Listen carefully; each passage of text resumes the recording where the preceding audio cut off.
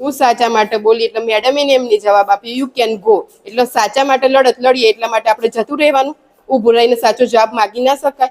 મેડમને એવું કહેવાનું આવતું હતું કે ભાઈ તમે શાંતિથી પહેલા મારી વાત સાંભળો, શું છે શું નહીં. સ્વઘોષણા માટે એક જસ્ટ રિજેક્ટ કર્યું છે અને એ વાત પૂરી સાંભળે પહેલા મને એમ કે છે કે તમે જતા રહો, તેનો મતલબ શું એ કહેવા માંગે છે એનો યુ કેન ગો? તો સાહેબે એવું કીધું તમને કે અમારી ભૂલ છે, મેડમે ફાઇલ ચેક કરી હતી કે નથી કરી? મેડમે ફાઇલ ચેક કરી, એમને જોયું ખરું, મેં મોબાઈલમાં બતાવ્યું ખરું કે ભાઈ આવી રીતે મેરિટ છે, તેમની સાહેબે ચેકે કર્યું, મેડમે જોયું ખરું, તો મેડમે એક્સેપ્ટ પણ કર્યું, પણ એ બોલવા નહીં એક્સેપ્ટ કરવા તૈયાર નતા કે અમારી ભૂલ છે એવું.